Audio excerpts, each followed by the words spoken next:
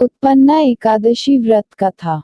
एक बार धर्मराज युधिष्ठिर ने श्री कृष्ण भगवान से कहा, हे मधुसूदन, आपके मुख से मार्गशीर्ष महीने के कृष्ण पक्ष को आने वाली एकादशी की कथा और महत्व को जानने की मेरी इच्छा है।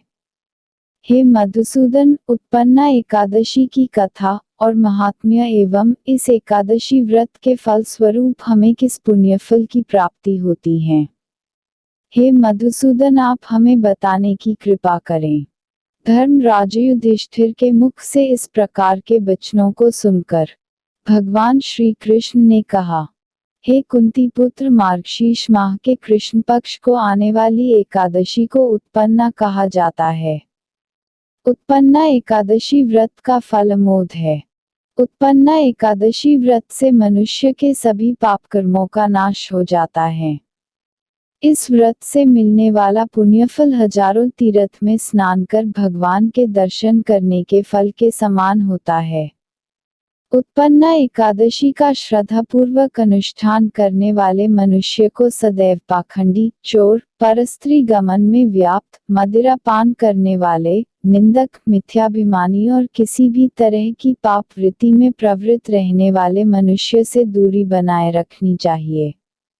धर्मराज युधिष्ठिर ने कहा, है मधुसूदन, आप यह कहते हैं कि इस व्रत से प्राप्त होने वाले फल की तुलना हजारों यज्ञ और लाखों गौ दान से कहीं अधिक है।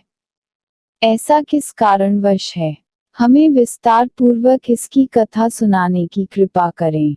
श्री कृष्ण ने कहा, हे धर्मराज, पहले मैं तुमसे एकादशी के व्रत का महात्म्य कहता हूँ। हे धर्मराज, आप ध्यानपूर्वक सुनो। सर्वप्रथम हेमंत ऋतु में मार्गशीर्ष के महीने में कृष्ण पक्ष एकादशी से पहले इस व्रत को प्रारंभ किया जाता है। दशमी तिथि को सायंकाल भोजन करने के बाद अच्छी प्रकार से दातुन करें ताकि अन्न का अंश मुंह में रह न जाए। रात्रि को भोजन कदापि न करें, न अधिक बोलें। एकादशी के दिन प्रातः 4 बजे उठकर सबसे पहले व्रत का संकल्प करें। इसके पश्चात शौच आदि से निवृत्त होकर शुद्ध जल से स्नान करें। व्रत करने वाला चोर, पाखंडी, परस्त्रीगामी, निंदक, मिथ्याभाषी तथा किसी भी प्रकार के पापी से बात न करे। स्नान के पश्चात धूप, दीप, नैवेद्य आदि 16 चीजों से भगवान का पूजन करें और रात को दीपदान करें। रात्रि में सोना या प्रसंग नहीं करना चाहिए। सारी रात भजन कीर्तन आदि करना चाहिए। जो कुछ पहले जाने अनजाने में पाप हो गए हों, उनकी क्षमा मांगनी चाहिए। धर्मात्मा पुरुषों को कृष्ण और शुक्ल दोनों पक्षों की एकादशियों को समान समझना चाहिए। श्री कृष्ण भगवान ने कहा, है धर्मराज, उत्पन्ना एकादशी व्रत की कथा इस प्रकार है। सतयुग में मरु नामक एक क्रूर और महापराक्रमी दैत्य की उत्पत्ति हुई थी। वह दैत्य बड़ा अत्याचारी और भयावह था। उस दैत्य ने अपने प्रचंड बल से इंद्र, भास्कर, वसु, वायु, अग्नि आदि सभी देवताओं को परास्त कर देवलोक से भगा दिया था। सभी देवता परास्त होकर भयवश पृथ्वीलोक में विचरने को विवश हो गए। तभी एक समय सभी देवता एकत्र होकर भगवान शिव की शरण में कैलाश पर्वत गए और उन्हें अपना सारा वृत्तांत सुनाने लगे। हे देवाधिदेव महादेव, आप सभी चराचर जगत के स्वामी हैं। मरु दैत्य ने हमें स्वर्ग विहीन कर दिया है।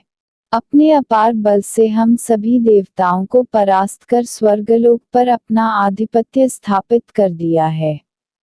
अतः हम सभी देवगण पृथ्वीलोक में विचरने को विवश हो गए हैं।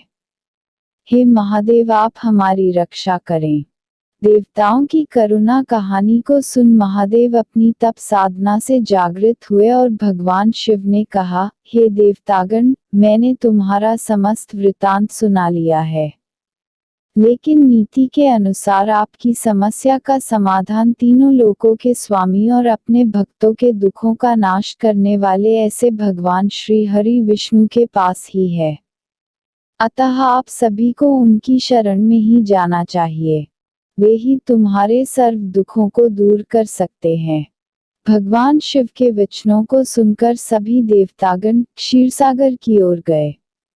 वहां भगवान श्री हरि विष्णु अपनी योग मुद्रा में लीन थे। सभी देवताओं ने भगवान विष्णु को योग मुद्रा में लीन देखकर सभी देवता उनकी स्तुति करने लगे। देवताओं की रक्षा करने वालों परम ब्रह्म श्री हरि, हमारी रक्षा करे, आसुरी शक्तियों द्वारा हम भयभीत होकर आपकी शरण में आए हैं। आप ही सृष्टि के रचयिता, आप ही माता, आप ही पिता है। आप से ही सृजन, आप ही पालन करता और आप ही संहारक है। आप ही आकाश और आप ही पाताल में विद्यमान है। आप ही सबके पितामह ब्रह्मा, सूर्य, चंद्र, अग्नि, सामग्री, होम, आहुति, मंत्र, तंत्र, जप, यजमान, यज्ञ, कर्म, कर्ता और भोक्ता भी आप ही हैं। आप ही सर्वत्र सर्वज्ञ और सर्वव्यापक है। चराचर सृष्टि में आपके समान ना कोई चर है ना कोई अचर। हे दयानिधान, आपसे कुछ भी नहीं छिपा है। हम दैत्यों द्वारा परास्त होकर पृथ्वीलोक में मारे मारे भटक रहे हैं। आप इन दैत्यों से हमारी रक्षा करें। देवताओं के मुख से निकले इन वचनों से भगवान श्री हरि विष्णु अपनी योग मुद्रा से जागृत हुए और कहने लगे, हे इंद्र, देवताओं को परास्त कर सके ऐसा दैत्य कौन है? उसका क्या नाम है? वह कहाँ रहता है?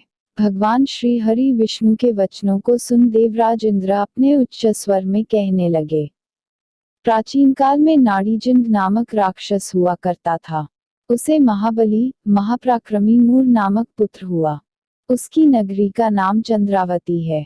मूर दैत्य ने सभी देवताओं के सभी कार्य अपने हाथ में लेकर सभी देवताओं को स्वर्गलोक से बाहर निकाल दिया और स्वर्गलोक पर अपना आधिपत्य स्थापित कर लिया है।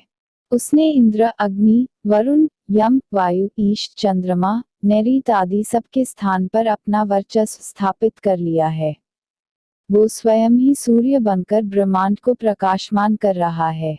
स्वतः ही मेघ बन बैठा है और सबसे अजय हो चुका है। अतः है सर्वशक्तिमान प्रभु, इन आसुरों को परास्त कर हमारी रक्षा करें।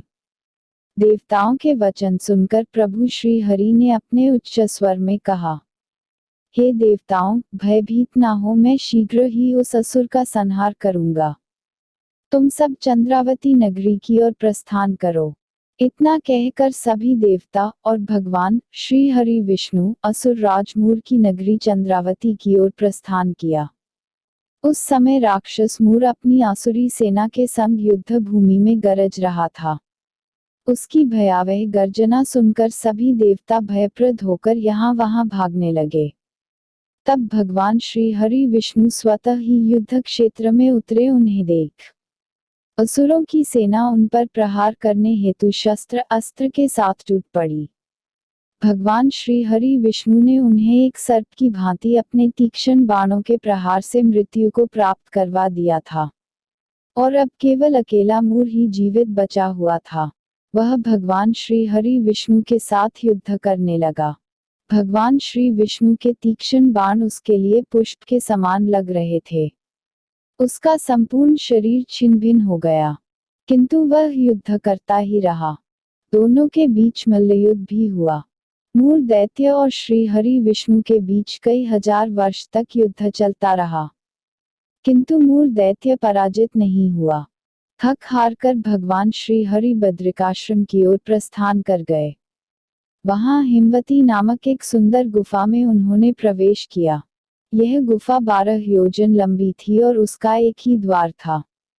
भगवान वहां योग निद्रा में विलीन हो गए। मूर उनके पीछे पीछे गुफा में प्रवेश कर गया और भगवान श्री हरि विष्णु को योग निद्रा में देख उद्धत मन से उन पर प्रहार करने लगा। उसी क्षण भगवान श्री हरि के शरीर से एक दिव्य प्रकाश के साथ उज्ज्वल और कांतिमय वर्णी एक देवी प्रकट हुई। देवी ने राक्षस मूर को युद्ध के लिए ललकारा, उससे युद्ध किया और उसे मृत्युदंड दे दिया। जब भगवान श्री हरि विष्णु अपनी योग निद्रा से बाहर आए, उन्होंने देखा कि राक्षस मूर मृत्यु को प्राप्त हो चुका है और एक देवी उनके समक्ष खड़ी है। देवी से सारा वृतांत जानकर भगवान श्री हरि विष्णु ने कहा, हे देवी, आपका जन्म एकादशी पर्व पर हुआ है, अतः आप उत्पन्ना एकादशी के नाम से जानी जाएगी। आपके भक्त वही होंगे जो मेरे भक्त है। जो उत्पन्ना एकादशी का व्रत करता है और कथा को श्रवण करता है, कथा का पाठ करता है, उसे वैकुंठ लोक की प्राप्ति होती है।